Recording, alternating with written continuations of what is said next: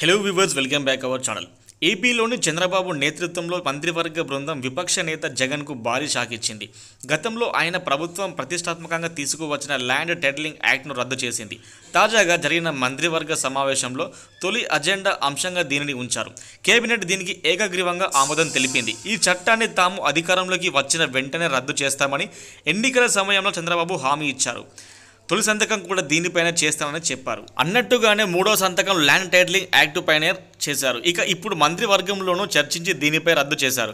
త్వరలోనే జరగనున్న అసెంబ్లీ సమావేశాల్లో ఈ చట్టం రద్దుకు సంబంధించిన బిల్లును ప్రవేశపెట్టి ఆమోదించడంతో పాటు పూర్తిగా ఈ చట్టాన్ని కనుమరుగు కానుంది. అయితే ఈ చట్టం కింద ఇప్పటికే 20,000 మందికి పట్టాలు ఇచ్చారు. వాటిని కూడా రద్దు చేసి సమీక్షించాలని కేబినెట్ నిర్ణయించింది. ఈ చట్టం స్థానంలో కొత్త చట్టాన్ని తీసుకురానున్నారు.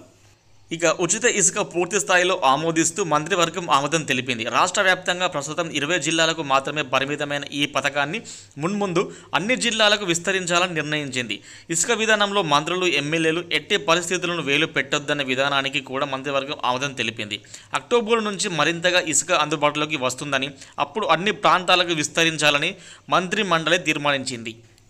పౌర సరఫరాల శాఖ 2,000 కోట్ల అప్పు రూపంలో తేల్చేందుకు కేబినెట్ ఆమోదం తెలిపింది. ఈ ప్రతిపాదన గతంలో జగన్ సర్కారు చేసింది. అయినా ఇప్పుడు దీనిని అనుసరించాలని నిర్ణయించింది. ఈ మేరకు మంత్రివర్గం ఏకగ్రీవంగా నిర్ణయించింది. రైతుల నుంచి ధాన్యం కొనుగోలు నిమిత్తం ఎన్సీడీఏ నుంచి 3,200 కోట్ల రుణాన్ని వ్యవసాయ సహకార కార్పొరేషన్కు ప్రభుత్వం గ్యారంటీకి కేబినెట్ ఆమోదం తెలిపింది. మంత్రులు ఎవరు కూడా వివాదాల జోలికి పోకూడదని చంద్రబాబు ఈ సందర్భంగా దిశానిర్దేశం చేశారు.